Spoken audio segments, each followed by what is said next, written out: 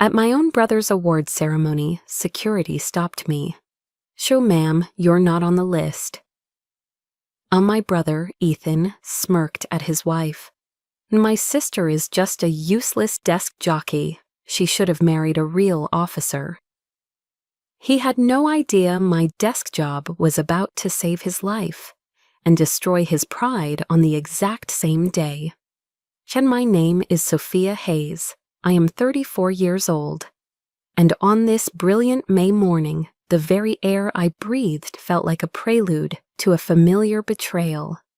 It came in on the salty, sharp wind as I drove my car over the majestic arch of the Chesapeake Bay Bridge, the sun glinting off the water in a way that felt far too cheerful for the occasion.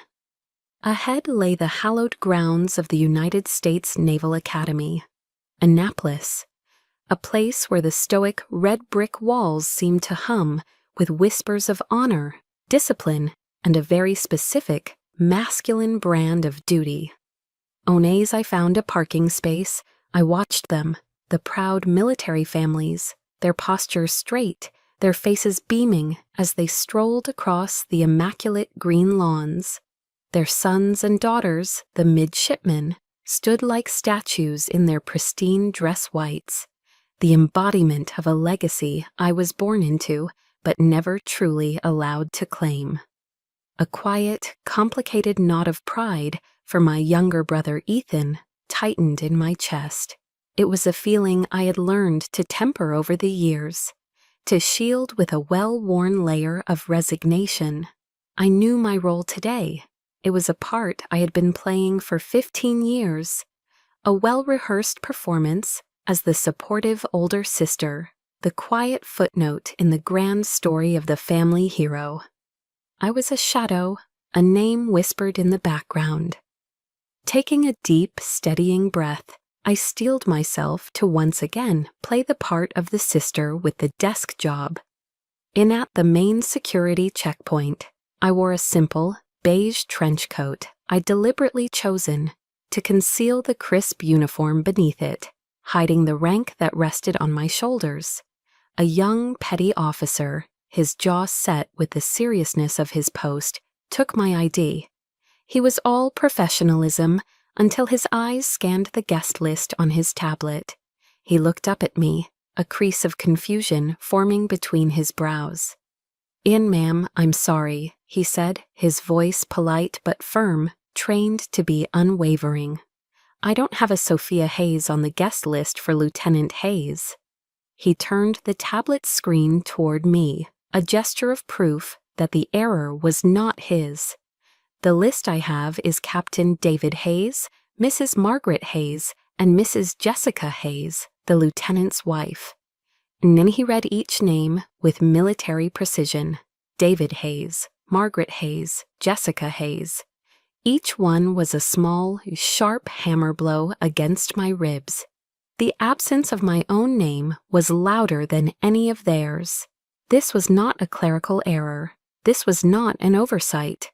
This was a deliberate, calculated act of erasure. As if summoned by the thought, the gleaming, ostentatious black SUV my family favored pulled up to the gate. The door opened and Ethan emerged, looking every inch the conquering hero in his perfectly tailored dress whites, the uniform seemingly radiating its own light against his tanned skin. He saw me standing there, saw the guard's apologetic stance, and a slow, knowing smirk, the kind of victory only a lifelong rival can truly savor, played on his lips.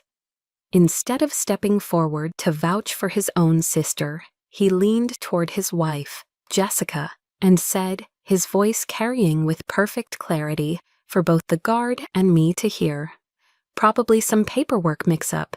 She should have married a real officer instead of playing with spreadsheets." And the cruelty of it was breathtaking. My mother, Margaret, suddenly found the clasp of her antique pearl brooch to be the most fascinating object in the world, her hands fluttering in a theatrical gesture of avoidance. My father, David, a retired captain, simply scowled, his face a mask of deep, impatient annoyance, not for the insult, but for the public scene his daughter was causing. They didn't even look back. They walked past the checkpoint, leaving me behind as if I were a piece of luggage someone had misplaced, a lost item no one cared enough to claim. And a hot, creeping blush that had nothing to do with the sun washed over my face. Ethan's words were a slap, but my parents' silence was the true poison. It was complicity. It was the final quiet confirmation of a lifetime of being told I was less. And the young petty officer, now trapped in this excruciating family drama, began to speak, his voice laced with professional discomfort. "Ma'am, I'm going to have to ask you to step aside." And I didn't argue. I didn't protest. I simply stood there, my posture rigid, my spine a rod of ice, and watched them go. I watched them disappear into the hallowed grounds that had rejected me on their command. And in that moment of profound public abandonment, the hurt didn't vanish. It simply crystallized. It cooled and hardened into something else entirely. A decision formed in my mind as cold and hard as steel.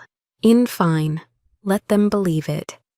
A dangerous calm settled over me. The storm inside me went still, its chaotic energy consolidating into a single sharp point of focus. In today's performance would be one for the ages. Meaning they would not see a single tear. I would not give them that satisfaction. Kin standing there on the manicured grounds of the academy, an outcast at the gate, I felt the present moment dissolve. The sting of Ethan's words became a key, unlocking a vault of memories I had long kept under guard. The cool, controlled woman I was now faded, and in her place stood the ghost of a teenage girl, forever standing on the outside of a circle of light, looking in. And the memory that surfaced first was drenched in the smell of charcoal and freshly cut grass. It was the day Ethan's acceptance letter to the academy had arrived. My father, a man who rarely showed emotion beyond a stoic nod or a stern frown, had transformed. He'd thrown a massive backyard barbecue, inviting what felt to were like every retired and active duty officer within a 50-mile radius. He stood by the grill, tongs in one hand and a beer in the other, his voice booming with a pride he never used for me. He draped an arm around Ethan's shoulders and introduced him again and again as the heir to the Hayes legacy. On later, my mother brought out a huge sheet cake from the local bakery, the kind with overly sweet frosting and airbrushed decorations.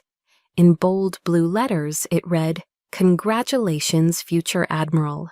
The whole world, it seemed, had stopped spinning for this one moment. It wasn't just a party, it was a coronation, a public declaration of the chosen son. And I, his older sister, was just a commoner in the crowd, a spectator at a ceremony held in my own backyard. I smiled, I clapped, and I felt utterly and completely invisible. And the universe has a cruel sense of irony. That very same week, I had won a National Science Fair award. My project, a complex cryptographic algorithm, had been recognized as one of the most promising in the country. I remember holding the award in my hands, a heavy gold-plated medal on a thick ribbon. For a few hours, I had allowed myself to feel a flicker of hope. Perhaps this, I thought, would be enough. I found my father by the fireplace that evening, reading the Wall Street Journal. I approached him tentatively, the way a child offers a drawing, my heart pounding with a desperate need for his approval. "Dad," I'd said, my voice barely a whisper, I won." In an I held out the medal. He took it, his eyes barely leaving his newspaper. He glanced down at the intricate engraving, his expression unchanging. "Good job, sweetie," he murmured, the words automatic, devoid of any real warmth. He handed it back to me and then folded his paper. I was just thinking Ethan is going to need a serious physical training regimen to get ready for plebe summer. And just like that, the moment was over. The subject, as always, had returned to Ethan. The gold medal in my hand suddenly felt heavy, not with the weight of achievement, but with the dead weight of disappointment. Its shine seemed to dim under the fluorescent lights of our living room. Later that night, alone in my bedroom, I opened an old wooden box where I kept forgotten things, childhood trinkets, old letters. I placed the medal inside, nestled it between a dried corsage and a silver dollar from my grandfather, and I closed the lid.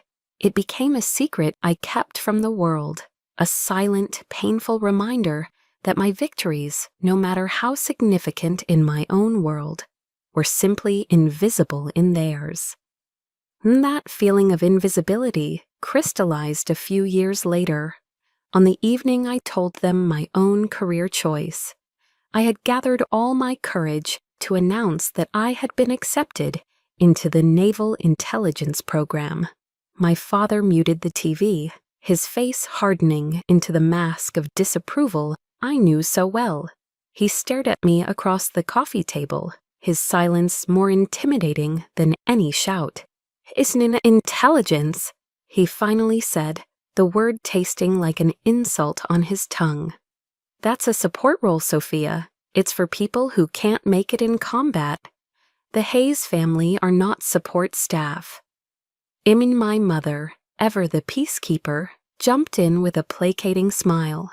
"Now, David," she'd said softly, laying a hand on his arm, "perhaps it's safer for her that way." In her words were meant to be a comfort, but they were a dagger. Safer for her. The implication was clear. I was weak, fragile, in need of protection, not suited for the real, glorious danger that men like my father and brother were born for. They didn't see my choice as strategic, as a different kind of warfare fought with intellect and analysis. They saw it only as a deviation from the path of glory they had laid out, a quiet failure to uphold the family tradition. That was the foundation upon which my entire career was built. On their dismissal, that was the fuel. The quiet, burning resentment from 1,000 tiny cuts had forged a resolve in me that they could never understand. My family thinks I play with spreadsheets. They picture me in a sterile government office, a beige cubicle, my greatest daily challenge a paper jam in the printer. The bitter irony is that they're not entirely wrong about the sterile part. They just have no concept of what that sterility truly contains.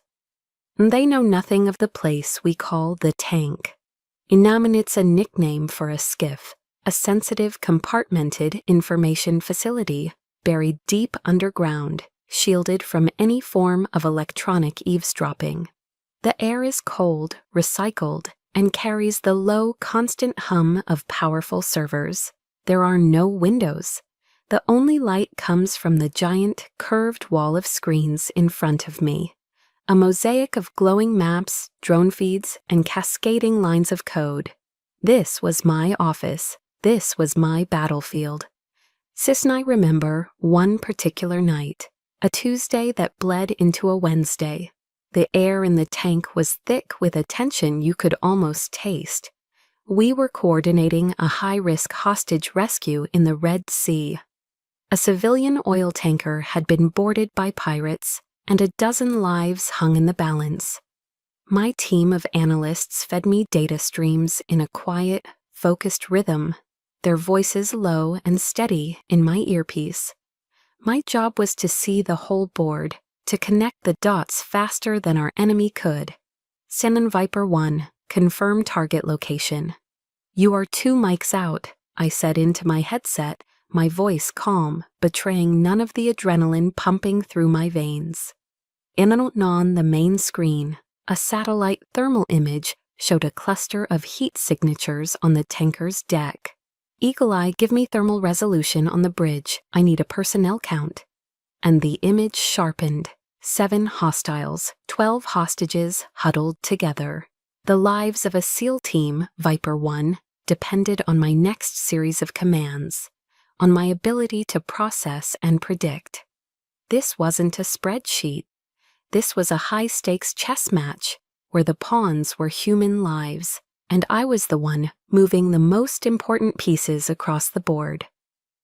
It was in that moment of peak concentration, as I was about to give the green light, that my personal cell phone, tucked away in my pocket, vibrated. It was a jarring, unwelcome intrusion from another world.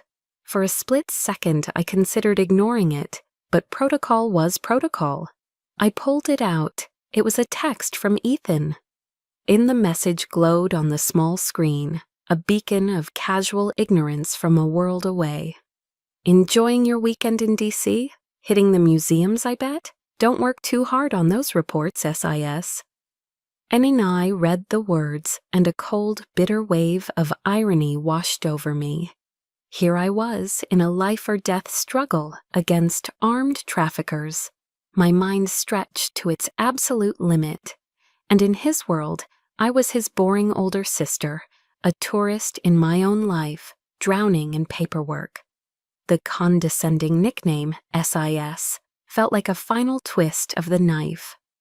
I took a breath, my fingers tightening on the phone for a second, before I thumbed the power button, plunging the screen into darkness. I slipped it back into my pocket.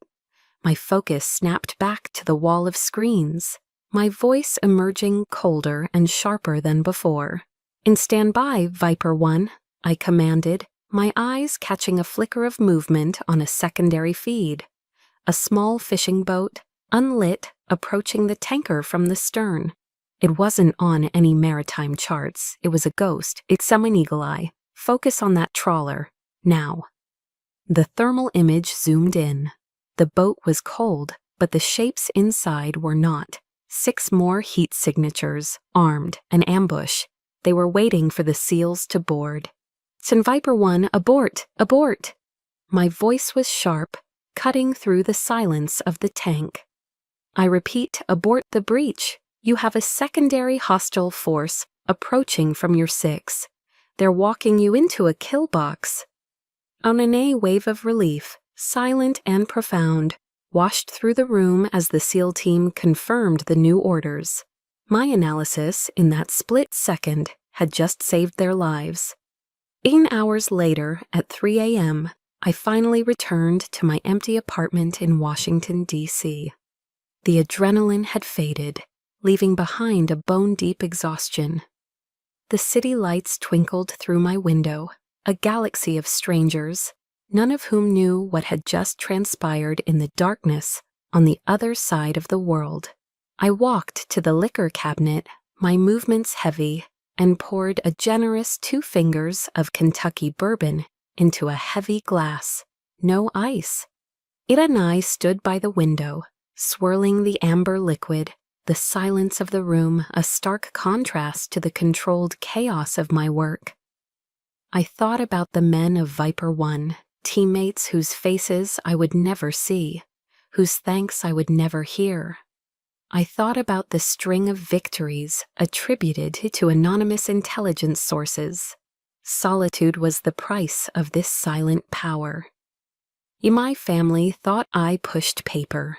They had no idea that those papers held the fates of nations, that the ink from my pen could move armies and shift the balance of power. They saw a desk job, I saw a global chessboard, and I had long ago accepted the terms of my service. I accepted the loneliness, the secrecy, the crushing weight of it all, on because the mission was always more important than a wounded ego. Unhope arrived when I least expected it, not in a blaze of glory, but in the quiet of a corner office in the Pentagon. It smelled of worn leather, old books, and freshly brewed coffee. 2 days after the Red Sea operation, 2 days after Ethan's text message had sliced through the tension of the tank, I was summoned by General Miller. And he was my commanding officer, a 4-star general with a reputation for being as brilliant as he was tough. His office overlooked the Potomac, and the walls were covered not with medals, but with maps and photographs of him with soldiers in the field. He gestured for me to sit as he walked over to a coffee machine, humming quietly in the corner. "Sintin, you look exhausted, Sophia," he said, his back to me. His use of my first name was unusual, a sign that this was not a formal debriefing. He turned around and handed me a heavy ceramic mug filled with steaming black coffee. It was a simple gesture, but in the context of my life, it felt monumental. And he sat down behind his large mahogany desk and looked at me, his gaze direct and piercing, yet completely devoid of judgment. It was the kind of look that made you feel seen, truly seen, not just as a subordinate or a set of skills, but as a person. "You saved 12 lives the other night," he stated, his voice a low, steady rumble. "And the lives of the entire SEAL team. The official report won't have your name on it for obvious reasons. But I know, and the president knows." He leaned forward slightly, his eyes holding mine. "You should be proud of that." And I stared at him, the warmth from the coffee mug seeping into my cold hands. For a moment, I couldn't speak. In my world, praise was a foreign language. The concept of being seen for what I did, rather than what I failed to be, was so alien that my mind struggled to process it. I felt a crack form in the icy facade I had so carefully constructed around myself. I wasn't Captain Hayes's daughter. I wasn't Ethan's overshadowed sister. In this room with this man, I was just Sophia. And for the first time in a very long time, that felt like enough. Then he let the silence hang for a moment, allowing his words to land. Then he continued. "The Joint Chiefs have been discussing Operation Blackwater. It's been long enough. We believe parts of it can now be declassified." Ian and I blinked, my mind racing. Operation Blackwater was my masterpiece, a multi-year intelligence campaign that had dismantled a global terror financing network. It was the work I was proudest of, and it was buried under layers of the highest security clearance. "Inai, the decision has been made," he said, a faint smile touching the corners of his mouth. "It's time we started recognizing our heroes in the shadows. The Department of the Navy has officially nominated you for the Distinguished Service Medal." And I felt the air leave my lungs. The Distinguished Service Medal. It was one of the highest non-combat honors, a recognition reserved for senior officers who displayed exceptionally meritorious service in a position of great responsibility. I was stunned into silence. He began to speak about my career, referencing specific operations, strategic successes, and analytical breakthroughs, accomplishments I had locked away in classified files, accomplishments even I had almost forgotten in the relentless churn of the next mission. He saw the whole picture, the entire tapestry of my career, not just the disconnected, meaningless threads my family perceived. Sneh raw, unfamiliar emotion swelled in my throat. On impulse, driven by the unexpected safety of this space, I heard myself confess the one thing I never spoke of. "Sir," I said, my voice barely a whisper, "my own family. They think I have a desk job. They think I push paper." And I expected a nod of sympathy, perhaps a look of pity. Instead, General Miller leaned back in his chair and let out a deep, booming laugh. It wasn't a laugh of ridicule. It was a laugh of pure, unadulterated delight, of someone who appreciated a grand cosmic irony. "In a desk job," he roared, shaking his head in disbelief. "Well then," He leaned forward again, his eyes twinkling with a sudden, brilliant idea. In that case, I think we ought to give them the biggest surprise of their lives. And he paused, letting the idea form, a master strategist seeing a new move on the board. Your brother's awards ceremony is next month, isn't it? At Annapolis. I nodded, confused. In how poetic would it be, he said, his smile widening, to recognize two of Captain Hayes's children on the same day, for two very different, but equally vital, forms of service to this nation. And his words landed in the silent, barren landscape of my hope and bloomed. A wild, audacious idea took root in my mind. The thought that my truth, my real story, could finally be brought into the light, not by my own desperate explanations, but by the undeniable official recognition of the United States Navy. The thought was terrifying, and it was intoxicating. In the seed of hope General Miller had planted felt fragile, a delicate green shoot in the barren soil of my heart. But my memory, a far more cynical and experienced gardener, immediately conjured the ghost of the last 4th of July, a day that served as a perfect, suffocating reminder of why such hope was a dangerous thing to entertain. And the scene replays in my mind like a worn-out home movie, a tableau of quintessential American perfection. My parents' sprawling backyard in suburban Virginia, heavy with the smoky, savory scent of burgers and hot dogs, sizzling on my father's oversized gas grill. An American flag, Old Glory herself, waving proudly from a pole on the porch. A large blue Coleman cooler, sweating in the afternoon sun, packed with cans of Miller Lite and Coca-Cola. It was a picture-perfect, Rockwellian painting of family and patriotism. And as always, I was just part of the background scenery, a detail to make the composition feel complete. The true focus, the sun around which our entire family solar system was forced to orbit, was Ethan. He held court on the freshly stained deck, a beer in hand, regaling a rapt audience with a tale from his last deployment in the Persian Gulf. It was a good story, I had to admit, full of roaring engines, tense standoffs, and split-second decisions. It was also about 80% fiction. I knew this because I had read the official after-action report, a document so classified that its existence was a secret. I knew that in the real event, he was a supporting character, a competent officer who did his job. But here on his stage, under the adoring gaze of our father, he had given himself the starring role.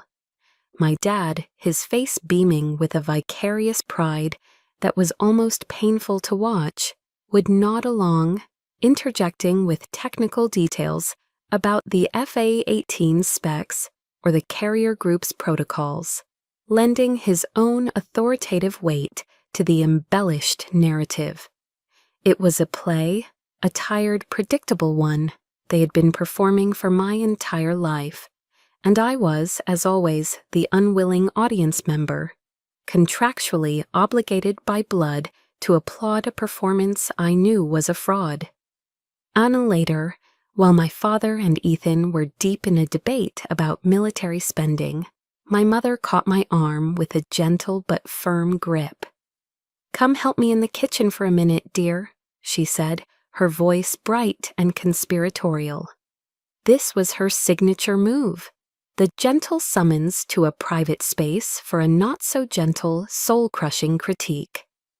And in the cool of the kitchen, she pulled a large bowl of potato salad from the refrigerator, her back to me as she fussed with the plastic wrap. "You see Jessica out there," she began, her tone meticulously casual. "She just knows how to take care of Ethan. She makes his life so easy when he's home. It's a real gift, you know." She turned to face me then, her smile a carefully constructed mask of maternal concern that didn't quite reach her eyes. A career is a wonderful thing, Sophia. We're very proud of you, of course. But you mustn't forget about your own happiness." And I braced myself. I knew what was coming next. In my friend Carol from the book club, her son, Mark. He's an orthopedic surgeon, you know, very successful, very handsome, and he's finally single again. I was just thinking. And I let her words wash over me, each one a tiny, perfectly aimed dart. It wasn't about my happiness, it was a judgment. It was a quiet, firm declaration that my life, the one I had sacrificed and fought for, the one I had painstakingly built for myself in the shadows, was fundamentally incomplete. My career in her eyes was not a source of pride or fulfillment, but a temporary placeholder, a waiting room for the only event that truly mattered in a woman's life, marriage. I wasn't a success. I was a problem to be solved, a loose end to be tied up in a neat matrimonial bow with a doctor. "And that's very thoughtful of you, Mom," I said, my voice perfectly even, a testament to years of practice. "But I'm happy." The lie felt thin and brittle in the air between us. When we returned to the patio, the sun was beginning its slow descent, casting long, dramatic shadows across the lawn. Ethan, now 3 beers in, was louder, his confidence amplified by the alcohol and the fawning audience. He spotted me, and with a boisterous laugh, draped a heavy, familiar arm over my shoulders. His gesture was a prelude to an attack disguised as brotherly affection. "And hey, sis," he said, his voice overly jovial. He pulled me a little closer, forcing the small group of his friends and our parents to pay attention. "I've been meaning to ask you." He paused for dramatic effect. "When are you going to put in for a transfer to a real position?" And the question landed in the suddenly quiet circle like a grenade. He continued, either oblivious or indifferent to the sudden tension. "Somewhere you can actually make a difference. Must be pretty damn boring sitting in the Pentagon all day, pushing paper." And there it was, the annual public dismissal of my entire life's work. In front of everyone, he had reduced my career, my sacrifices, my secret victories, and crushing responsibilities to nothing. A boring, meaningless waste of time. He wasn't just asking a question, he was passing a verdict. And I felt it then. A wall of ice beginning to form around my heart. A defense mechanism I had perfected over decades. It started at my core and spread outwards, a cold, crystalline barrier against the casual, smiling cruelty of his words. On the outside, I held my own smile in place. It was a polite, placid, utterly empty expression. "Oh, and I like my work, Ethan," I said, my voice a perfect imitation of calm. But inside, behind that wall, I felt a fundamental shift. The ice, which for years had been just a shield, was now becoming something else. It was getting higher, thicker. It was no longer just a defense. It was becoming a fortress. And I knew, with a certainty that chilled me to the bone, that it was very, very close to reaching its peak. And have you ever had a moment where time seems to slow down, where the world narrows to a single, hyper-focused point of humiliation? That was me, standing at the gate, with the guard's polite, dismissive words hanging in the air. "Ma'am, I'm going to have to ask you to step aside." It's the politeness that makes it worse, isn't it? The professional, dispassionate tone that says, "This isn't personal, I'm just doing my job," when everything about the situation feels deeply, excruciatingly personal. My feet felt like they were cemented to the asphalt. I was an exhibit in a zoo of my own family's making, trapped in the spotlight of their casual cruelty. And then, through the thick, suffocating air, a new sound emerged. It was the quiet, confident purr of an engine you only find in a government-issued black sedan. The car glided to a stop beside us, and when the rear door opened, General Miller emerged. He was in his full dress uniform, and in the bright morning sun, the 4 stars on each of his shoulders seemed to burn with a light of their own. You know a leader when you see one. It's in the way they stand, the way they survey a scene in a single, all-encompassing glance. He saw me, frozen. He saw the flustered guard, and he saw my family watching from a distance. And he ignored them as if they were part of the landscape. His focus was a laser beam, aimed directly at me, and when he smiled, it was with a genuine warmth that melted a fraction of the ice around my heart. "In there you are, Admiral Hayes," he said, his voice carrying with an easy authority that could command fleets. We were about to send out a search party. The words didn't just break the silence, they shattered it. Admiral Hayes, and you could almost physically see the gears grinding and then stripping inside the young petty officer's head. The stern mask of professionalism didn't just crack, it disintegrated. His face cycled through a series of emotions with comical speed. First, blank confusion, then dawning comprehension, and finally, a wave of raw, unadulterated panic. His skin went pale. He had just been seconds away from physically ejecting a flag officer, a rear admiral, from a Naval Academy event. He knew, and I knew, that in the rigid, unforgiving world of military hierarchy, he had just stared into the abyss of his own career. "Admiral, ma'am, my deepest, most sincere apologies," he stammered, his body snapping into a salute so sharp it was a miracle he didn't dislocate his shoulder. He practically threw himself at the gate controls, swinging the barrier open with a desperate, frantic urgency. It's amazing what a title can do, isn't it? The first jarring taste of a power I had earned in the shadows was now on full display in the sun. General Miller placed a light, guiding hand on my elbow. He leaned in, his voice a low, protective murmur for my ears only. "Are you all right, Sophia? Do I need to go have a word?" And then my gaze drifted past his shoulder to the 3 people who were my blood. They were staring, their mouths slightly agape. You've seen that look before, I'm sure. The look of utter, slack-jawed bewilderment, when the world as you know it has just been turned completely upside down. And the old Sophia, the ghost of the girl who spent her life desperate for a scrap of their approval, screamed inside me to say yes, yes, go over there, make them see, make them understand, but that girl had died on this very spot, just a few minutes ago. Itch and I turned back to the general, the fortress of ice around my heart now complete. I gave a single decisive shake of my head. My voice, when I spoke, was calm and colder than the recycled air in the tank. "That won't be necessary, General. Thank you." I let my eyes sweep over my family one last time. I have a feeling they'll figure it out on their own today. This was it, the crossroads. I wouldn't give them the satisfaction of a confrontation. I would deny them the chance to prepare, to recalibrate, to craft a new performance of feigned shocked pride. I wanted to see their unfiltered reactions. I wanted to watch them process the truth without any help from me.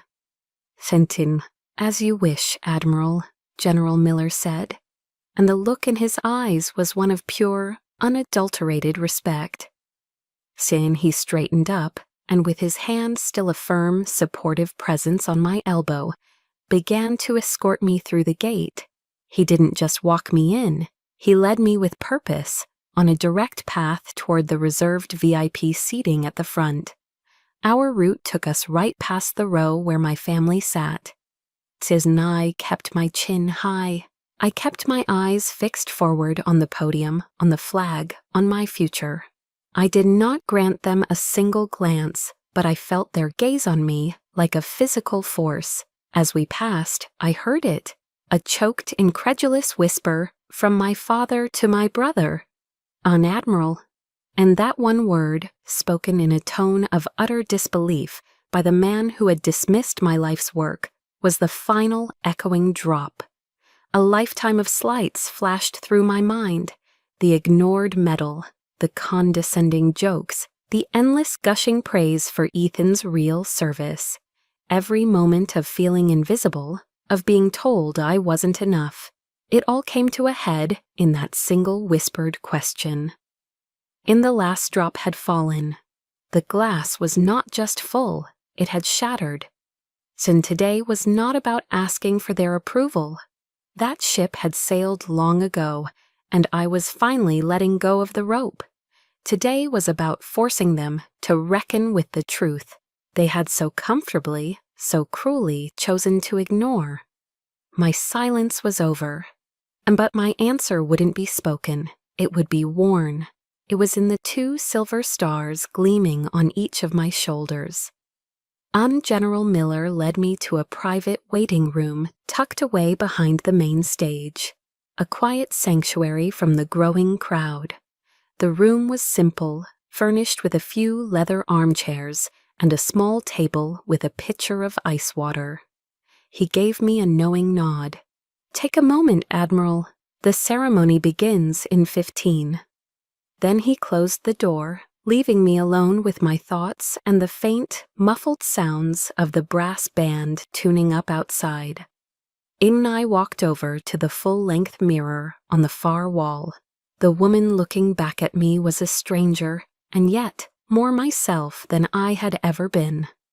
There was a nervous energy thrumming just beneath my skin, the familiar adrenaline rush that comes before a major operation. This was no different. This was a strategic maneuver, one that required careful, deliberate preparation.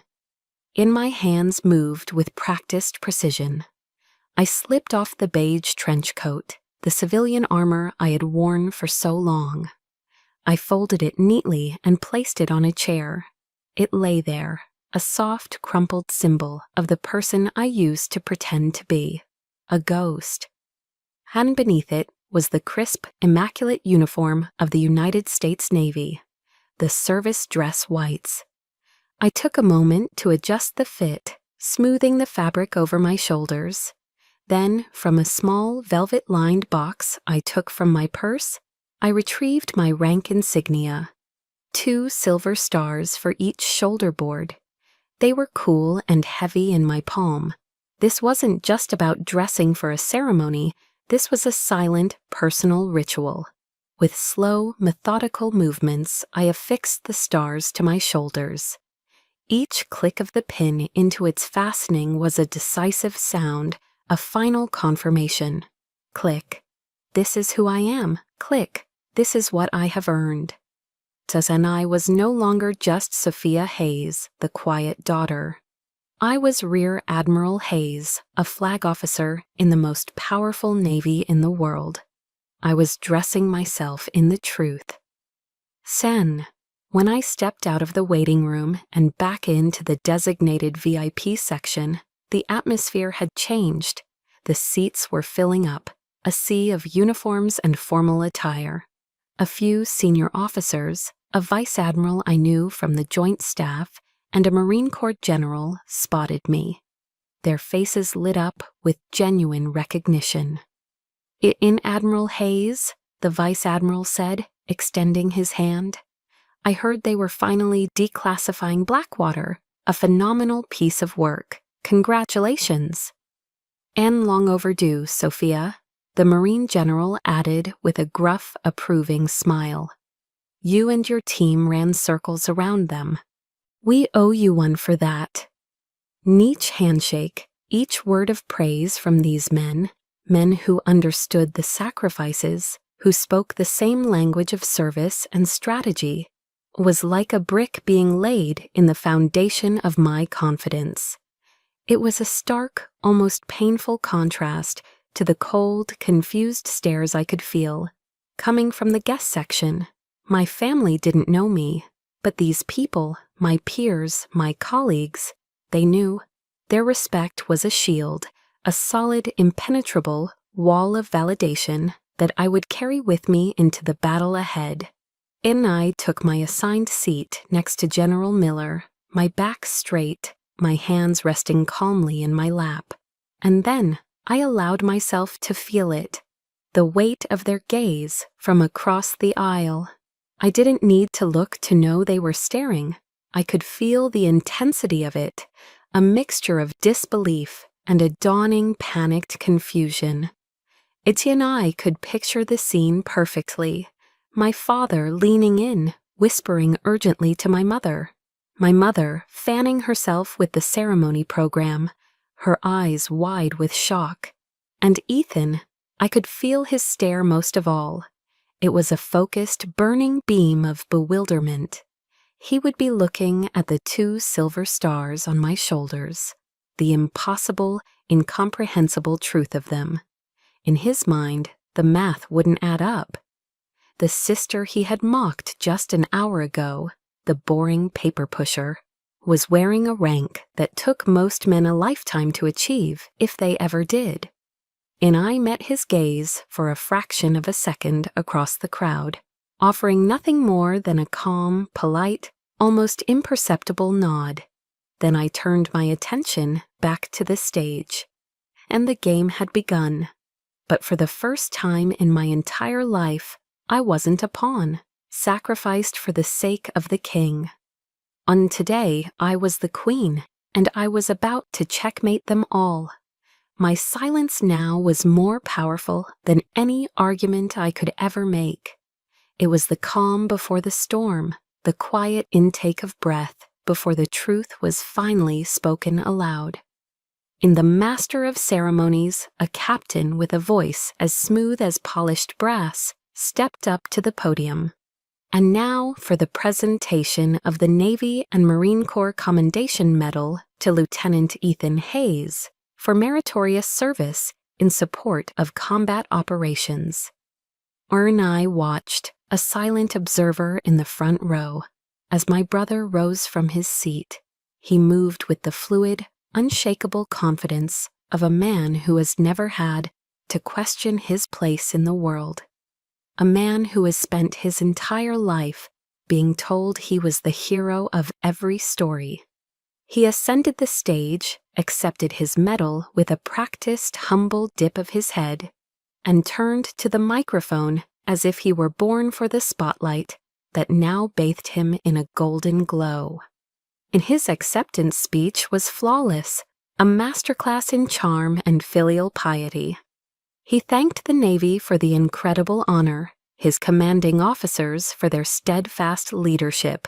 Then he turned his charismatic gaze toward our family. "I want to thank my father, Captain David Hayes," he said, his voice ringing with a sincerity that could move mountains, "for teaching me what it means to be a warrior, for showing me the path of duty, honor, and courage."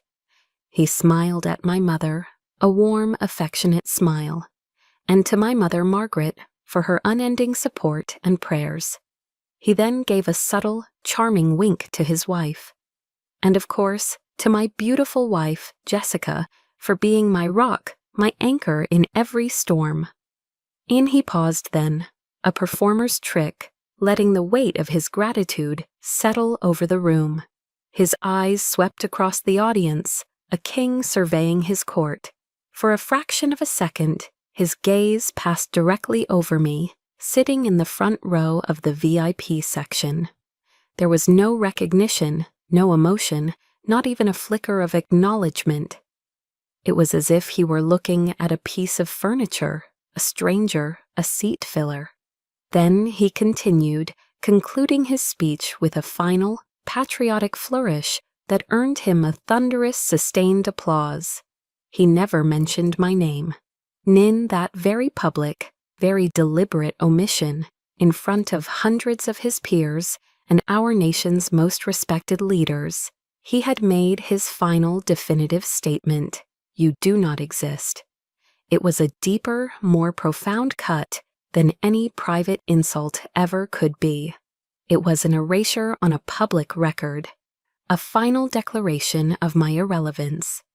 As he walked off the stage, soaking in the adoration, I felt the last faint flicker of any sisterly sentiment within me extinguish, leaving behind nothing but cold, hard clarity.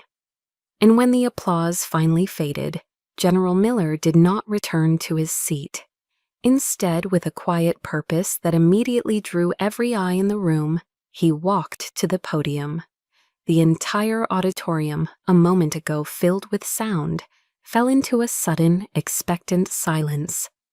A 4-star general going off script was an event in itself.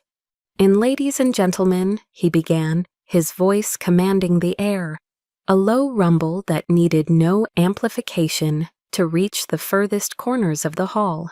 "We have a special, unscheduled addition to today's ceremony, a recognition that for paramount reasons of national security has been kept secret from the public until this very moment." A low, intrigued murmur rippled through the crowd.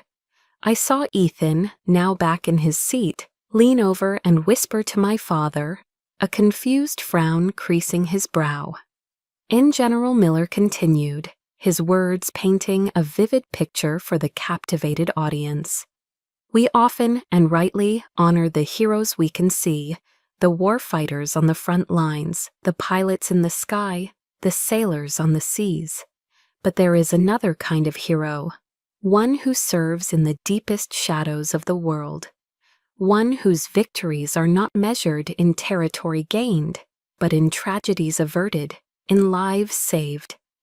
Their battlefield is a global network of whispers, data, and secrets." On the air was now thick with anticipation. The audience was leaning forward in their seats, completely under his spell. "On it today," the general boomed, his voice resonating with a fierce pride. "We have the distinct honor of finally recognizing the commander of the now declassified Operation Blackwater, one of the most successful and critically important intelligence operations in the modern history of the United States Navy." Ear and I could hear my father's voice, a hoarse, confused rasp carrying across the aisle. "Blackwater? What the hell is Blackwater?" And then General Miller's gaze lifted from the crowd, sweeping over the rows until it landed directly on me. He held my gaze, a spotlight in human form, and a small, almost imperceptible smile touched his lips. "So, ladies and gentlemen, it is my profound honor and my personal privilege to ask her to the stage, Rear Admiral Sophia Hayes." And for a single, solitary heartbeat, there was nothing, absolute, deafening silence. The world seemed to hang, suspended, in a universe of stunned disbelief. And then, like a brush fire, a wave of whispers swept through the auditorium. "Admiral? Hayes? Did he say a rear admiral?" And I rose from my seat.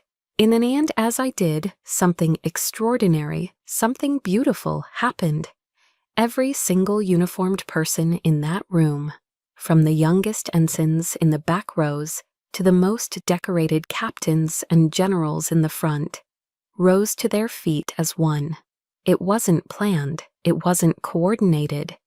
It was a reflex born of instinct, protocol, and a lifetime of ingrained discipline. It was respect. A cascading wave of white and blue uniforms, standing in silent, stunned deference. All except for 3 people.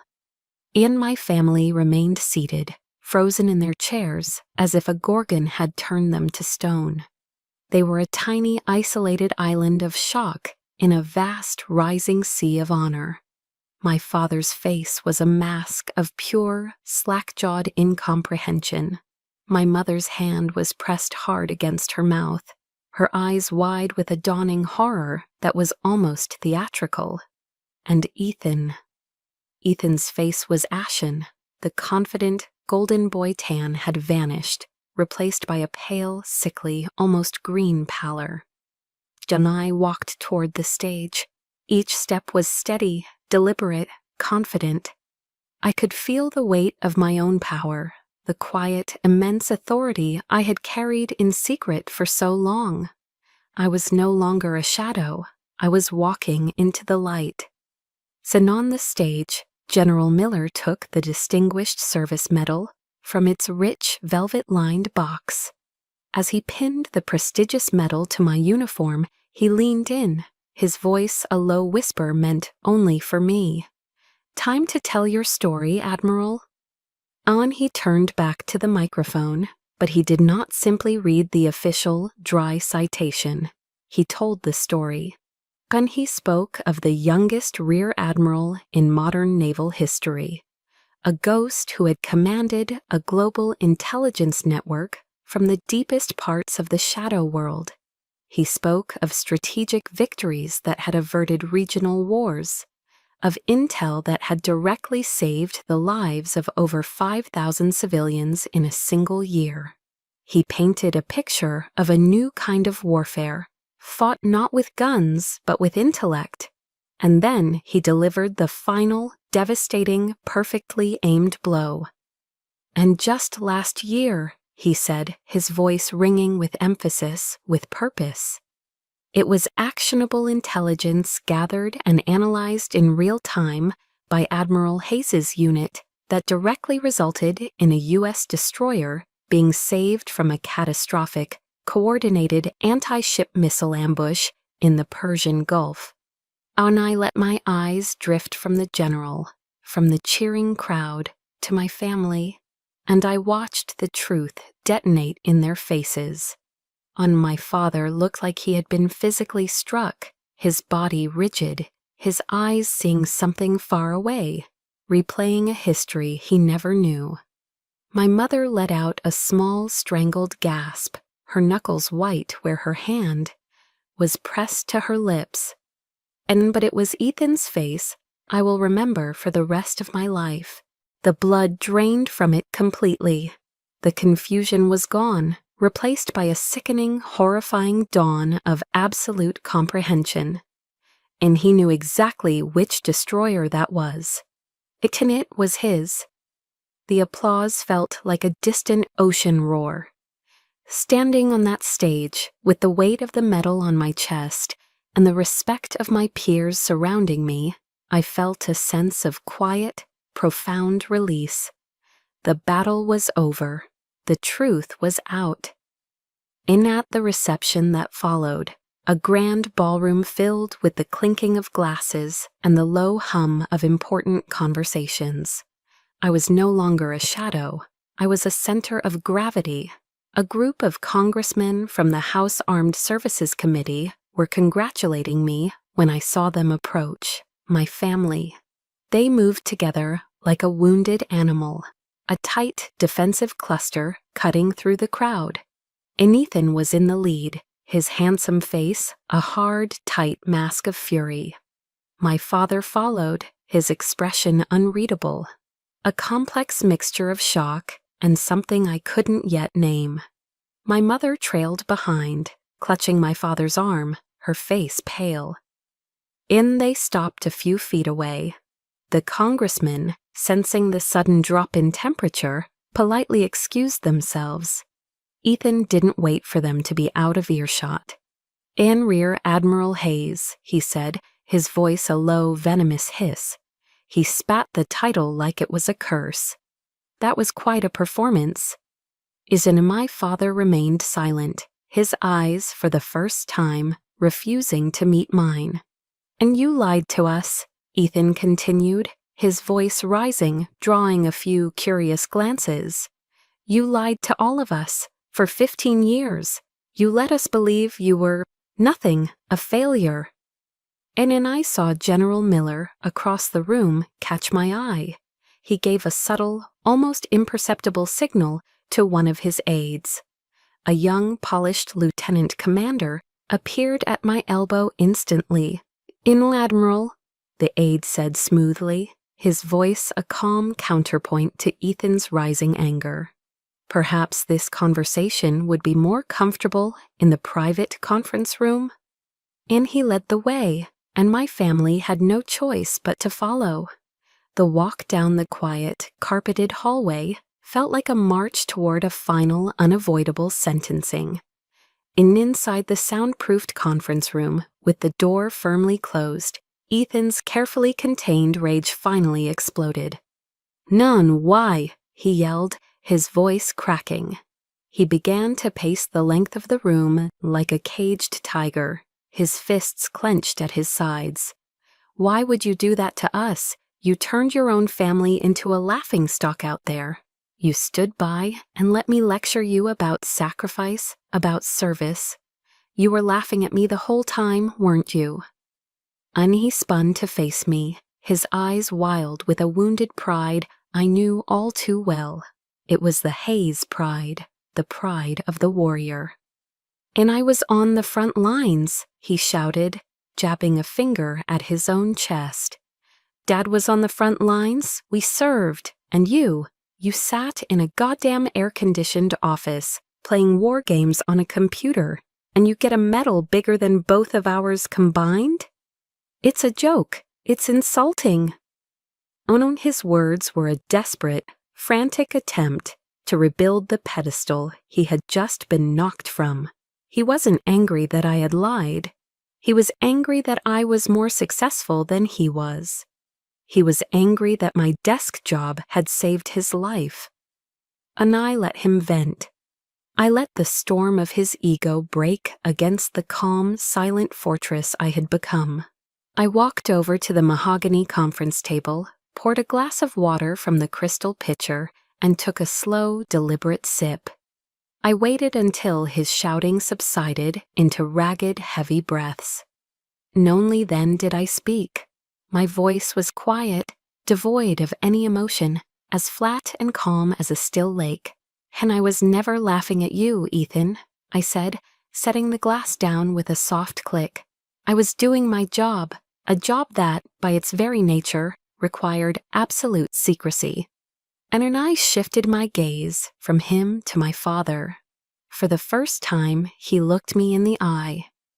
"And did you ever once ask me about the specifics of my work, Dad?"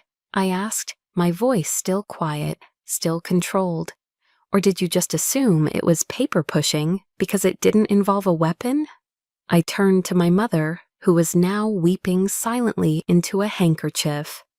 "Did you ever once ask me if I was happy with my career, Mom? Or did you just ask me when I was going to get married?" And I looked back at all of them, the jury of my childhood. I didn't lie to anyone. I simply stopped trying to explain myself to people who had already decided they weren't going to listen. And my words hung in the air, a final damning verdict. The silence that followed was heavy, absolute. My father, the indomitable Captain David Hayes, seemed to shrink before my eyes. He bowed his head, and in that moment, for the first time in my life, he looked old. He looked defeated. And just then, the sharp, distinct ring of my encrypted satellite phone cut through the silence. It was a sound that meant only one thing: duty calls. I glanced at the screen, then back at the shattered remains of my family. "How do I have to take this?" I said, my voice crisp and professional again. "It's a call I can't miss." And I turned and walked toward the door, my heels clicking softly on the polished floor. I paused with my hand on the doorknob, my back to them. I allowed one last small piece of my old self to speak. "Eldon, I love you," I said, the words feeling foreign but necessary. "But I will not be dismissed by you ever again. If we are going to have a relationship from this day forward, it will be one that starts with respect, real respect." John and I let the words hang in the air for a moment, a final non-negotiable term of surrender. And think about it. And then I walked out of the room, closing the door softly behind me, leaving them alone in the echoing silence of the truth.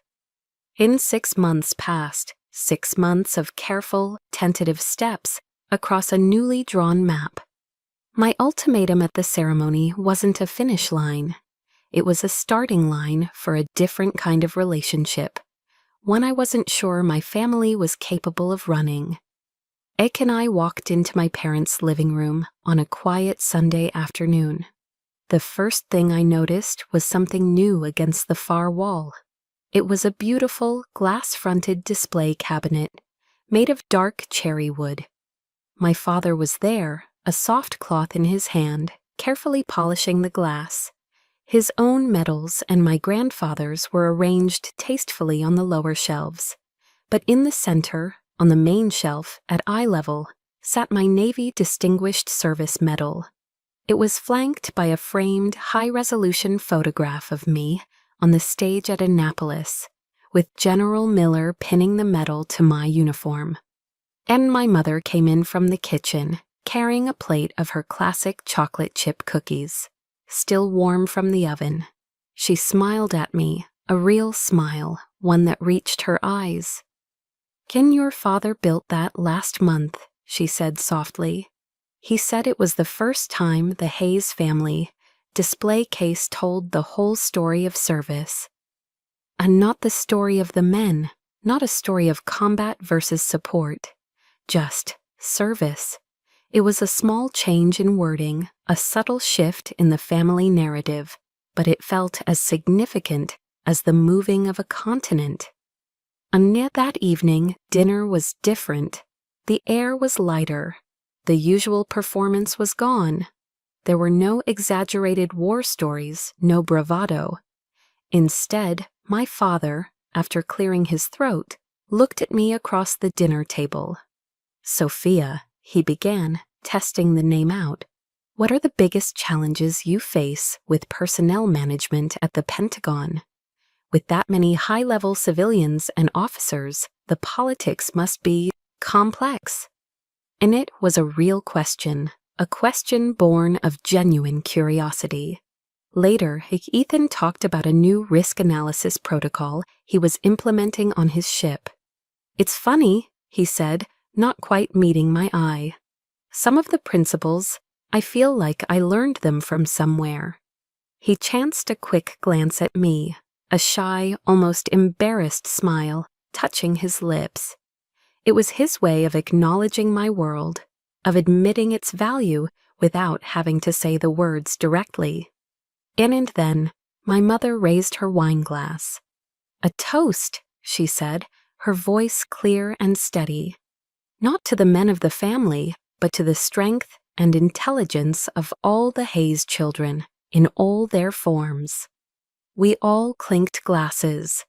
The oppressive, competitive tension that had defined every family meal I could remember was gone, replaced by a quiet, fragile, but very real warmth. And after dinner, Ethan and I found ourselves on the old wooden swing on the back porch, a place where we'd spent countless childhood summer evenings. For a long time, we just sat in a comfortable silence, listening to the chirping of the crickets. And he was the one who spoke first, his voice low and devoid of its usual arrogance. "I'm sorry, Sophia," he said, his eyes fixed on the dark tree line at the edge of the yard. "The way I treated you, the things I said about your work, it was never about you. It was about me." And he took a shaky breath. I needed to be the hero. I needed it, to feel like I was living up to Dad's expectations, to the family name.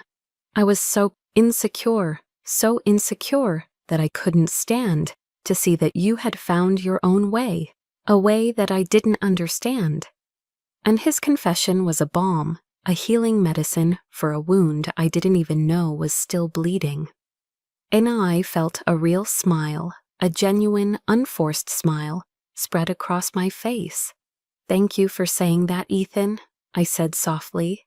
I looked out at the yard, at the fireflies beginning to blink in the twilight. For the longest time, I thought I needed this family's approval to feel whole. I thought my value was something you all had to give me. And I placed a hand over my own heart. But all those years of being misunderstood, they taught me something more important. My worth isn't determined by anyone else. It's right here. It always was. I looked at him. Having you all finally see it, that's a gift, a wonderful gift, but it's not a prerequisite anymore. Nathan nodded slowly, a look of profound understanding on his face. I'm really proud to be your brother, Sophia. And for the first time, I could say it and mean it with every fiber of my being. And I'm proud to be your sister. In the peace I felt in that moment wasn't a victory. It was something better. It was acceptance. It was a dawn I had made for myself. Admiral Sophia Hayes's journey is a powerful reminder that our true worth is never determined by others. Perhaps her story brought to mind a moment in your own life, a time you had to draw a line in the sand, or when you realized your peace of mind was non-negotiable. Then we believe those moments deserve to be honored. If you've ever felt like Sophia, let us know in the comments below. For more stories that empower and validate, subscribe to Chosen Revenge, where a new story is always waiting to honor yours. Your experience matters here. Hakas Ensoi Han.